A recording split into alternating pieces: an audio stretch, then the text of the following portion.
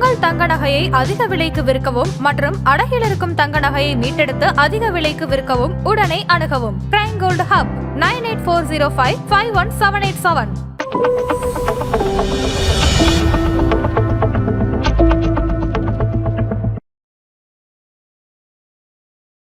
ஆரம்ப காலத்துலேருந்து எனக்கு விவரம் தெரிஞ்ச காலத்திலேருந்து ஏர்முகம் தானே தவிர இறங்கினதாக சரித்திரம் இல்லை. உலகளாவிய மதிப்பீடு நிறுவனங்கள்லாம் அவங்களுடைய பார்வையில் எனக்கிட்ட இருக்கிற டேட்டா படி பார்த்தீங்கன்னாக்கா தங்கம் மேலும் உயர்வதற்கான வாய்ப்புகள் இருக்கிறதாக தான் சொல்லியிருக்காங்க. இப்போ நீங்கள் வந்து கண்டிப்பாக உயரும்னு சொல்கிறீங்க. எவ்வளோ தான் சார் போகும் இந்த இயர் ரெண்டுக்குள்ளே? இப்போ கிட்டத்தட்ட 88,000 கிட்ட நெருங்கிடுச்சு. 22 கேரட் 8 கிராம் தங்கம். ஸோ இப்போ இந்த 22 கேரட் எவ்வளோ சார் போக போகுது? இந்த மாதிரி ரேட்டிங் ஏஜென்சிஸ் வல்லுநர்களுடைய கருத்துக்கள் அடிப்படையில் பார்க்குற போது பழைய உச்சத்தை தாண்டி வர்த்தகமாகறதுக்கான வாய்ப்புகள் தென்படுகிறது. இதே தங்கம் இறங்கிறதுக்கும் வாய்ப்புகள் இருக்குது. அதுக்கு எப்போ வாய்ப்புகள் இருக்கும் அப்படின்னு கேட்டிங்கனாக்கா, எப்பவுமே தங்கத்துக்கும் நம்ம ஈக்விட்டி மார்க்கெட்டுக்கும் ஒரு ரிலேஷன்ஸ் உண்டு. இவர் ஏறினா அவர் இறங்குவார், அவர் இறங்கினா இவர் ஏறுவார். மண்ணில் போட்டதும் பொண்ணில் போட்டதும் இன்றைக்குமே மதிப்பு தான். ஆனால் வெள்ளியில் போடுங்கன்னு யாராவது இந்த காலத்துலையா பெரியவங்க சொல்லியிருக்காங்களா? சொல்லலை. மறுபடியும் இப்படி இந்த பக்கம் போகுமா இந்த பக்கம் போகுமாங்கிறது காலம் தீர்மானிக்க வேண்டும். யூஎஸ் ஃபெடரலினுடைய ரேட் ஆஃப் இன்ட்ரெஸ்ட் குறைய குறைய தங்கத்தினுடைய விலை ஏறும். அடுத்த 2 வருடத்துல வந்து கோல்டோட பிரைஸ் எப்படி சார் இருக்கு? என்னுடைய பார்வையில் டெக்னிக்கலாக பார்க்குறது பார்த்தீங்கன்னா 2026 நியூ ஹை தாண்டறதுக்கான வாய்ப்புகள் இருக்கு. ஆதன் பிசினஸ் நேயர்களுக்கு வணக்கம். இன்னைக்கு நம்ம கூட ஃபினான்ஷியல் பிளானர் கோவை விஸ்வநாதன் அவர்கள் தான் ஜாயின் பண்ணிருக்காங்க. வாங்க பேசலாம். வணக்கம்மா. எப்படி சார் இருக்கீங்க? நல்லா இருக்கேம்மா. சரி, இப்போ இந்த வருடத்திலேயே பார்த்தீங்கன்னா கோல்டு கிட்டத்தட்ட வந்து 55% மேலே வந்து ரிட்டர்ன்ஸ் கொடுத்துருக்கு. ஸோ எந்த அளவுக்கு அதிக ரிட்டர்ன்ஸ் கொடுத்ததோ இப்போ வந்து 6 to 7% வந்து ஃபால் ஆயிருக்கு. ஸோ நேற்றுக்கு பார்த்தீங்கன்னா விலை வந்து குறைஞ்சது, இன்னைக்கு பார்த்தீங்கன்னா கிட்டத்தட்ட ஒரு 240க்கு மேலே வந்து ஏறி இருக்கு. ஸோ இதே வாலட்டிலிட்டி தொடர்ந்து இருக்குமா இல்லை எப்படி சார் இருக்க போகுது கோல்டோட ப்ரைஸ்? உலக அளவில் டாலர் கோல்டு அவுன்ஸ் இதை வச்சு தான் நம்ம எம்சிஎக்ஸ் ட்ரேடிங் ஆகிறது. எம்சிஎக்ஸினுடைய ரேட்டு வேறு, டாலருக்கு தகுந்த அந்த அவுன்ஸ் ரேட்டு வேறு, நம்ம ரியல் கோல்டு வேறு. இங்கே இருக்கக்கூடிய domestic fixation of rate 24 carat 22 carat. முதல்ல இதை நம்ம தெளிவுபடுத்தி ஆக்சுவலாக நம்மளுடைய ஓன் யூஸ் அது அப்படின்னாக்கா நம்மளுடைய மார்க்கெட்டில் இருக்கக்கூடிய நம்மளுடைய சென்னை, இந்த மும்பை, இது மாதிரி என்ன விலையோ அதுக்கு தகுந்த மாதிரி ஆர்னமெண்ட்ஸ் கோல்டு. இப்போது நீங்கள் கேட்ட கேள்விக்கு என்ன பதில் சொல்கிறேன்னா, ஒரு நாளைக்கு ஏறுறது ஒரு நாளைக்கு இறங்குறது. இது காரணம். இப்போது கோல்டு வந்து கடந்த அக்டோபர்லேருந்து அப் ட்ரெண்டிலேயே போயிட்டு அந்த டெக்னிக்கலாக ஒரு சொல்லுவோம், இந்த ஆர்எஸ்ஐ இண்டிகேட்டர் அப்படின்ட்டு சொல்லுவோம். அது அந்த குறிப்பிட்ட ஓவர் பாட் ரெஜிம் தாண்டியும் மேலே போயிடுது. அப்போ அந்த இடத்துல ஒரு ப்ராஃபிட் புக்கிங் அது ஒரு பக்கம் வந்ததுனால அங்கே சப்ளை ஜோன் கிரியேட் ஆகி டவுன் ட்ரெண்டில் வந்து இப்போ ஒரு கன்சாலிடேஷன்னு சொல்லுவாங்க இல்லைங்களா, ஒரு ரேஞ்ச் பவுண்டு குறுக்கிய வட்டத்துக்குள்ளேயே வர்த்தகம் ஆகிட்டு இருக்கு. ஒரு நாளைக்கு 700 ஏறும், ஒரு நாளைக்கு 800 ஏறும், இன்னொரு நாளைக்கு 600 இறங்கும், இப்படியே இருக்குது. ஒரு அன்பிரடிக்ட் ஸ்டேஜில் இருக்குது. இப்போ இதை வச்சு நீங்கள் என்ன கேட்குறீங்கன்னாட்டா, இதை வச்சு நம்ம எப்படி வந்து தீர்மானிக்க முடியுமா அப்படிங்கிறது உங்களுக்கு ஒரு ஐயப்பாடு வருது. இப்போது தங்கம் வந்து ஆரம்ப காலத்துலேருந்து எனக்கு விவரம் தெரிஞ்ச காலத்துலேருந்து ஏர்முகம் தானே தவிர இறங்கினதாக சரித்திரம் இல்லை.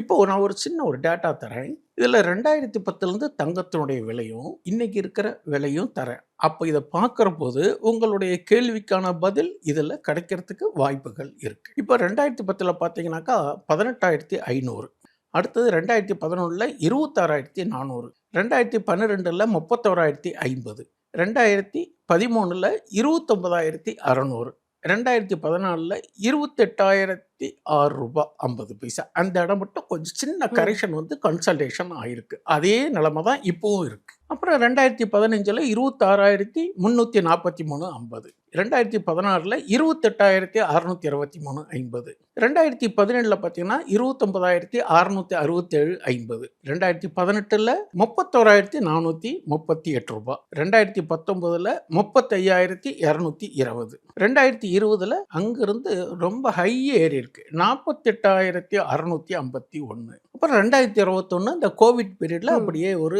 ரேஞ்ச் பவுண்ட்லேயே இருந்து பெரிய மூவ்மெண்ட் கொடுக்கல, 48,720. அதுக்கப்புறம் 2022 பார்த்தீங்கன்னா நல்ல ஒரு பீக் 52,670. 2023 65,330. எங்கேயாவது இறங்கியிருக்கா? இல்ல. ஏதோ 1 or 2 occasions-ல டியூ டு ஜியோ Flat-ஆ பாலிட்டிக்ஸ் இருந்திருக்கு, ஆனா அப்படியே இருந்திருக்கு, ஏறிட்டு தான் இருக்கு. இப்போ 2024 பார்த்தீங்கன்னா 77,913 ரூபாய், 2015 88,400. இப்போ என்ன விலை? 90. ஒரு கிராம் கிட்டத்தட்ட பார்த்தீங்கன்னா அந்த லெவலில் வந்து நியர்லி 1 லேக்கை டச் பண்ணிட்டு அப்படி கீழே இறங்கி ட்ரேடிங் ஆயிட்டு. இப்போ இதெல்லாம் நீங்கள் இந்த டேட்டா பார்க்குற போது கடந்த காலத்தில் டியூ டு குளோபல் அண்ட் நம்ம டொமஸ்டிக் இது சேஃப் ஹெவன் இன்வெஸ்ட்மெண்ட்டுன்னு சொல்லுவாங்க. ஒரு ட்ரேடர்ஸாக இருந்தால் பையட்லோ செல்லட் ஹை. அப்போ இன்வெஸ்ட்மெண்ட்டுங்கிறது எப்போ இது வந்து ஒரு காட்சி பொருள் ஆபரணத்துக்காக இருந்த பொருள் வர்த்தக ரீதியாக வந்துருதோ அப்போ ஏற்ற இருக்கிறது சகஜம் தானே. அப்போ பையட்லோ செல்லட் ஹை ஃபார்முலா தானே பண்ணியிருப்பாங்க. அப்போ லார்ஜ் இன்வெஸ்ட்மெண்ட். இப்போது சென்ட்ரல் பேங்க்ஸு, சைனா, துருக்கி, நம்மளுடைய ஆர்பிஐ இவங்கெல்லாம் இந்த ரிசர்வ்ஸ்க்காக கோல்டை வாங்கி வச்சுப்பாங்கங்கிறது ஒரு நடைமுறையான வழக்கம். இது ஒரு பக்கம். இப்போது யூஎஸ் ஃபெடரல் அவங்களுடைய ரேட் ஆஃப் இன்ட்ரெஸ்ட், அவங்க இன்ஃப்ளேஷன் இறங்க இறங்க அந்த ரேட் ஆஃப் இன்ட்ரெஸ்ட்டையும் இறங்கிட்டு இருக்காங்க.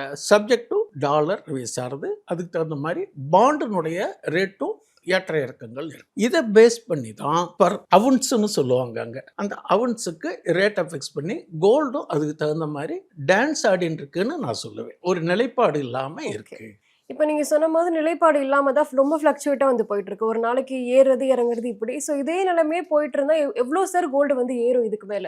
இப்போ சில முன்னணி நிறுவனங்கள், இந்த கோல்ட்மேன் சாஷே, மார்கன் ஸ்டான்லி, இது மாதிரியான உலகளாவிய மதிப்பீடு நிறுவனங்கள்லாம் அவங்களுடைய பார்வையில் எனக்கிட்ட இருக்கிற டேட்டா படி பார்த்தீங்கன்னாக்கா தங்கம் மேலும் உயர்வதற்கான வாய்ப்புகள் இருக்கிறதாக தான் சொல்லியிருக்காங்க. இப்போ அவங்களுடைய பார்வையில் பார்த்தீங்கன்னாக்கா ஒரு அவுன்ஸ் அப்படிங்கிறது 3675 ஒரு நார்மலான லெவலாகவும், யார் இந்த மோர்கன் ஸ்டான்லி, இந்த ஸ்டாண்டர்ட் சார்ட்டர்ட், இந்த மாதிரி பெரிய தொகுப்பு தட் இஸ் அவங்களுடைய பகுப்பாய்வு நிறுவனங்கள்லாம் இருக்குது பார்த்தீங்களா, ரேட்டிங் ஏஜென்சிஸ் சொல்லுவாங்க பார்த்தீங்களா, அவங்க சொல்கிறாங்க இது வந்து அவுன்ஸு 4000 ரூபா போகிறதுக்கு கூட வாய்ப்புகள் இருக்குது 2026லன்ட்டு ஒரு அறிவிப்பு நான் பார்த்தேன் ஞாபகம். இப்போ வந்து அவங்களுடைய தொலைநோக்கு பார்வையில் due to global events and domestic and dollar and inflation and rate of interest தகுந்த மாதிரி இது ஏறுறதுக்கான வாய்ப்புகள் தான் தெரிவிக்கிறாங்க.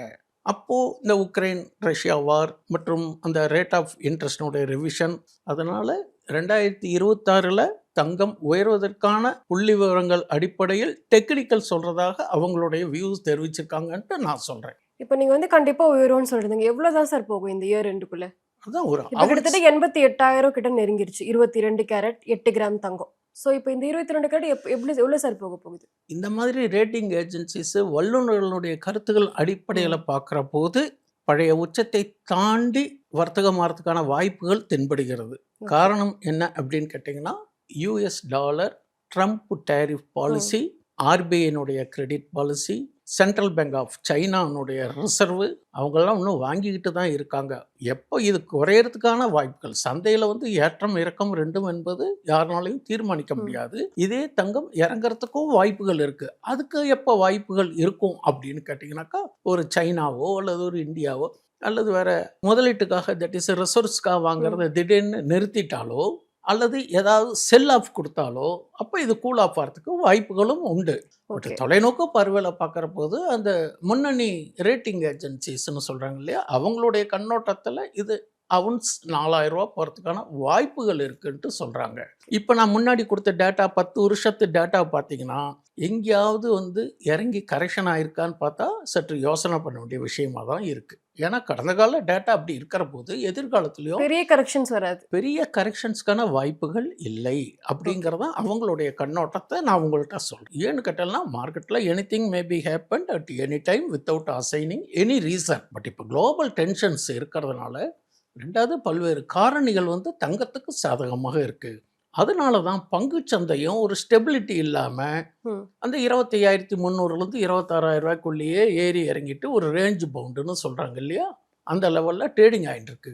எப்பவுமே தங்கத்துக்கும் நம்ம ஈக்விட்டி மார்க்கெட்டுக்கும் ஒரு ரிலேஷன்ஸ் உண்டு.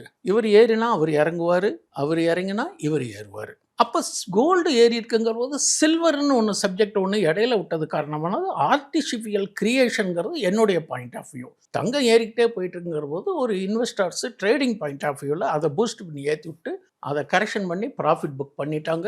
இன்னசென்ட் ரீட்டைலர்ஸ் யாரோ சொன்னதை வச்சு சில்வர் இன்னும் மேலே போகும்னு நினச்சிட்டு வாங்கி உயர் விலையில வாங்கி இப்போ லாஸில் இருக்கிறதுக்கான ஒரு காரணம். பட் சில்வர் கூட இப்போ ஒரு செய்தி பார்த்தேன், வருகிற ஜனவரி மாதத்துக்கு மேலே சில்வரையும் பிளட்ஜ் பண்ணி அதுக்கு உண்டான கடன் கொடுக்கலாம் அப்படிங்கிற ஒரு நிலைப்பாட்டில் இருக்கிறதுனால அதுக்கும் கொஞ்சம் மதிப்பு கூடுறதுக்கான வாய்ப்புகள் இருக்குது. எப்படி தங்கத்தை வச்சு வாங்கினோம் பார்த்தீங்களா? நான் ஏன் இப்போ நீங்கள் தங்கத்தை விட்டு சப்ஜெக்ட் சில்வருக்கு வந்தேன் அப்படின்னு கேட்டேன்னா, சில்வர் ஏறினதுக்கான காரணம் தொழில்நுட்ப ரீதியாக டிமாண்டை கிரியேட் பண்ணினாங்க. அந்த லெவலில் ஹையர் லெவலில் போய் ப்ராஃபிட் புக் பண்ணினாங்க. அது ஆக்சுவலாக ஃபேக்ட்ரிஸ்க்கு இருக்கக்கூடிய ஒரு ரா மெட்டீரியல்ஸ்க்கு அதை சப்ஸ்டியூட்டாக பண்ணலான்னு சொல்லி ஒரு சீன் கிரியேஷன் அதனால வந்திருக்கு. இப்போ ஜென்ரலாக வெறுமே வெள்ளி நகைகளை போடுவது குறைவு தானே, தங்க நகைகள் போடுவது தானே அதிகம். அப்போ தங்கத்துக்குன்னு உபயோக அடிப்படையில் அதுக்கு மதிப்பு எப்பவுமே தங்கத்திலே ஒரு குறை இருந்தால் தரத்திலே குறைவுன்றோன்று 1956-60 பாடலாசிரியர் எழுதின பாடல் தானே. தங்கத்துக்கு என்றைக்குமே குறைவில்லாத ஒரு மதிப்பு. மண்ணில் போட்டதும் பொண்ணில் போட்டதும் என்றைக்குமே மதிப்பு தான். ஆனால் வெள்ளியில் போடுங்கன்னு யாராவது இந்த காலத்துலையா பெரியவங்க சொல்லியிருக்காங்களா? சொல்லலை. வெள்ளி ஒரு பூஜா பொருட்கள், ஒரு பிளேட்ஸு, இது மாதிரியான ஒரு யூஸ்ஃபுல்லாக தான் நம்ம பண்ணியிருக்கோம். பட் தங்கங்கிறது ஒரு அடமானத்துக்கும் வச்சுக்கலாம், அவசர தேவைக்கு ஆர்னமெண்ட்ஸ் கோல்டாகவும் வச்சுக்கலாம். முதலீடாக எப்போ மாறித்தோ அப்போ வர்த்தகம் ஆகிடுத்து. வர்த்தகம் ஆகும்போது சப்போர்ட்டு ரெசிஸ்டன்ஸு ஃபாலோ பண்ணணும். இப்போ நீங்கள் சொன்ன மாதிரி கோல்டு ப்ரைஸ் இனிமேல் ஏறதான் போகுது. நம்ம ஹிஸ்ட்ரி படி பார்த்தோம் அப்படின்னா கோல்டு ப்ரைஸ் இறங்குறதுக்கு வாய்ப்பு குறைவு தான். ஸோ இதே மாதிரி ஃப்ளக்சுவேஷன்ஸ் இருந்துகிட்டே இருக்குமா, இல்லை எப்படி சார் ஒரே ஃப்ளாட்டாகவே போகிறதுக்கு வாய்ப்பு இருக்கா? ரீட்டைல் இன்வெஸ்டர்ஸ் இந்த சமயத்தில் என்ன பண்ணணும்? சரியான கேள்வி. இப்போ இது ஒரு வர்த்தக பொருள் ஆகிடுது இல்லையா? நம்ம ஜென்ரலாக ஒரு மார்க்கெட்டில் ஒரு தாரக மந்திரம் என்ன அப்படின்னு கேட்டோம்னா, by at low sell at high. இப்போ நீங்கள் வர்த்தகராகவோ முதலீட்டாளர்களாகவோ இருந்தால் பகுதியாக வாங்கி பகுதியாக லாபம் சம்பாதித்து உங்களுடைய கேபிட்டலை மெயின்டைன் பண்ணி லாப நோக்குடன் செய்வது ஒன்று. ரைட்டு சார், வியாபாரம் இருக்குது பண்ணுறாரு. எங்கள் பொண்ணு திருமணத்துக்கு ஒரு கௌரவ பிரச்சனையாக இருக்குது. இப்போ தங்கம் போடுறதுங்கிறது பொண்ணையும் கொடுத்து பொண்ணையும் கொடுக்குறாங்க, பெண்ணையும் கொடுத்து பொண்ணையும் கொடுக்கறது கடந்த காலத்துலேருந்து சரித்திரம் இருக்குது. பொண்ணுக்கு நகை போட்டாங்க, எவ்வளோ போட்டாங்க, எது போட்டாங்க, நம்ம ஜென்ரலாக ஒரு விசாரிக்கிறது அது ஒரு வெயிட்டேஜ் சார்.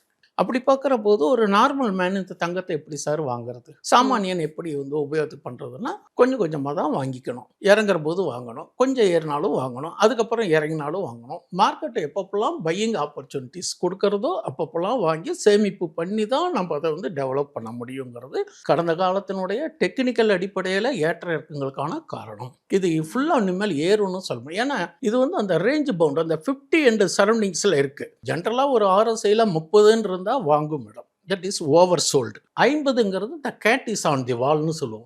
எப்படி போகிறதுன்னு முடிவெடுக்காத நிலைமைலாம் இப்போ இருக்குது. ஆஸ் பர் டெக்னிக்கல் அந்த லெவல் ஓவர் பாட் ரிஜிம் வரும்போதும் நடந்துருது, செல்லிங் வந்துடுது. மறுபடியும் இப்படி இந்த பக்கம் போகுமா இந்த பக்கம் போகுமாங்கிறது காலம் தீர்மானிக்க வேண்டும். US ஃபெடரலினுடைய ரேட் ஆஃப் இன்ட்ரெஸ்ட் குறைய குறைய தங்கத்தினுடைய விலை ஏறும். ரேட் ஆஃப் இன்ட்ரெஸ்ட் விலையை ஏற்றினாலோ அல்லது பாண்டு வேல்யூ தகுந்த மாதிரி டாலருக்கு தகுந்த மாதிரியும் இந்த தங்கத்தினுடைய விலை ஏற்ற இறக்கங்கள் தீர்மானிக்கப்படும். முதல்ல நம்ம ஏற்கனவே ஆரம்பத்தில் சொன்ன மாதிரி சொந்த உபயோகத்துக்கு என்றால் ஆர்னமெண்ட்ஸ் கோல்டு 22, 24. அதேமாரி வர்த்தகமாக இருந்தால் நம்ம ஆப்ஷன்ஸ் ஃபியூச்சர் அண்ட் ஆப்ஷன் தான் MCX தான் நம்ம ஃபோக்கஸ் பண்ணணும். US டாலர் பேஸ் பண்ணி பார்க்கணும் அப்படின்னாக்கா அவுன்ஸ் ரேட்டை பார்க்கணும். அது ஒரு வேலை, இது ஒரு வேலை, இது ஒரு வேலை இருக்குது. 3க்கும் 3 முரண்பாடான விலை இருக்கிற போது அதுக்கு ஈக்குவலாக தான் வரும். கால்குலேஷனில் டாலர் கன்வர்ஷன் பண்ணுற போது நாம் தான் அதெல்லாம் புரிஞ்சு தெரிஞ்சு செய்யணும். இப்போ நீங்கள் சொன்ன மாதிரி நிறைய பேர் கோல்டு விலை ஏறுது அப்படின்ட்டு ஆன்லைன் கோல்டு, டிஜிட்டல் கோல்டு இதெல்லாமே இன்வெஸ்ட் பண்ணுறாங்க. ஸோ இந்த ஆப்லலாம் இன்வெஸ்ட் பண்ணுறாங்க. ஸோ செபியே சமீபத்தில் நேற்று கூட அறிக்கை விட்டுருந்தாங்க. இது பாதுகாப்பானது கிடையாது, உங்களோட பணத்துக்கு அவங்க பொறுப்பு கிடையாது, ஒரு செக்யூரிட்டியுமே கிடையாது அப்படின்னு சொல்லியிருக்காங்க. இது எப்படி சார் பார்க்குறீங்க? செபி அறிவிப்பு என்ன கேட்டிங்கன்னா, இந்த டிஜி கோல்டுன்னு சொல்கிறாங்க இல்லையா, ஒரு தனியார் நிறுவனத்தில் நீங்கள் ஆன்லைனில் வாங்கிக்கலாம். அதுக்கு தகுந்த மாதிரி பேப்பரில் கொடுக்கறதுங்கிறது அது not recognised by the SEBI. இப்போ எப்படி ஒரு பேங்க்கு RBI கண்ட்ரோல், ஒரு ஸ்டாக் மார்க்கெட்டில் ஏதாவது இருந்ததுனாக்கா நமக்கு செபி இருக்கிற மாதிரி இந்த டிஜி கோல்டுக்கு எந்தவித ஆத்தரைசேஷனும் இதுவரையிலையும் கொடுக்கப்படவில்லை என்பது காரணத்தினால் அதில் நீங்கள் முதலீடோ வர்த்தகமோ செஞ்சால் அதனுடைய நம்பகத்தன்மைக்கு ஏதாவது பிரச்சனைகள் வந்தால் நீங்கள் எச்சரிக்கையாக இருக்கணும். அதில் எந்தவித உத்தரவாதமும் கிடையாது. நீங்கள் அப்படி ஏதாவது இன்வெஸ்ட்மெண்ட் பண்ணணும் என்றால் gold bees or gold ETF இது மாதிரி இதில் நீங்கள் இன்வெஸ்ட்மெண்ட் பண்ணுங்கன்ட்டு ஒரு மறைமுகமாக ஒரு செய்தி அஃபிஷியலாக நமக்கு வரப்போது, இது ஒரு வெளிச்சத்துக்கு வரப்போது, இது ஒரு யதார்த்தமான ஒரு செய்தியாகவும் வரும். பட் இருந்தாலும் முன்னெச்சரிக்கையாக அறிவிப்பு வந்துருது. இது அதிகாரமான அறிவிப்பு வரும்போது அதுக்கான ஏற்ற இறக்கங்களும் வரும். Okay sir. இப்போ கடைசியாக வந்து அடுத்த 2 வருடத்தில் வந்து கோல்டோட ப்ரைஸ் எப்படி சார் இருக்க போகுது? என்னுடைய பார்வையில் டெக்னிக்கலாக பார்க்குறது பார்த்தீங்கன்னா 2026 நியூ ஹை தாண்டறதுக்கான வாய்ப்புகள் இருக்குது. 1,00,000 தாண்டிடுமா சார் ஒரு சவரன்? நீங்கள் 1,00,000 சொல்கிறீங்க, நான் அவுட்ஸ் கணக்காக பார்த்தா 3,900 to 4,000 அந்த வல்லுநர்கள் சொன்னதுக்கு நடக்கிறதுக்கான வாய்ப்புகள் தெரியுது. ஏன் அப்படின்னு கேட்டோம்னா ஜியோ பொலிட்டிக்கல் டென்ஷன்ஸ், இன்னும் ரஷ்யா உக்ரைன் வார் முழுமையாக முடிஞ்சு சீஸ்பயர் நடைமுறைக்கு வரவில்லை. நம்மளுடைய டேரிஃப் இஷ்யூ இன்னும் தெளிவாக இன்னும் முடிவடையவில்லை. யூஎஸ்ல இருக்கக்கூடிய ஜாப் டேட்டா மற்றும் யூஎஸ்ல ஒரு செய்தியெல்லாம் படிச்சிருப்பீங்க, அரசு பணியாளர்கள் ஷட் டவுனாக இருக்கு. வரலாறு இதற்கு முந்தைய இல்லாத நாளை விட அதிகமாக இருக்கு. 37 நாள் கடந்து போச்சு. இதெல்லாம் வரலாற்று பின்னணி, வரலாற்று சரித்திரம், இதெல்லாம் சொல்றது தானே. இதெல்லாம் ஒரு எதிர்பாராத நிகழ்வுகள். இதெல்லாம் எப்படி சால்வ் பண்ணி என்ன பண்ண போகிறாங்கிறது தட் இஸ் அவங்களோட ரிஸ்காக இருக்குதுன்னு நாம் நினச்சா கூட இதனுடைய தாக்கம் நம்மளோட டே டு லைஃப்லேயும் சரி, விலைவாசி மற்றும் அதற்கு தகுந்த மாதிரி தங்கத்தினுடைய ஏற்ற இறக்கங்கள்லாம் தீர்மானிக்கப்படும் தான் நடைமுறையான ஒரு செய்தி. Okay sir. கோல்டு ப்ரைஸ் பற்றி நிறைய விஷயங்கள் சொன்னீங்க, ரொம்பவே நன்றி சார். மீண்டும் வாய்ப்பு கொடுக்கும்போது இன்னும் விவரமாக பேசலாம். இருக்கிற தகவல் அடிப்படையில் நம்ம சொல்லியிருக்கோமே தவிர இதில் எதுவும் என்னுடைய சொந்த கருத்து கிடையாது. பட் என்னுடைய தனிப்பட்ட கருத்து, கடந்த கால 10 ஆண்டுகள் கொடுத்த புள்ளி விவரத்தின் அடிப்படையில் இது ஏறுமுகத்துக்கு வாய்ப்புகள் இருக்குது. இப்போ ஒரு கன்சால்டேஷன் ஸ்டேஜுங்கிறது என்னுடைய கருத்தை தெரிவிச்சுக்கிறேன். நன்றி, வணக்கம்.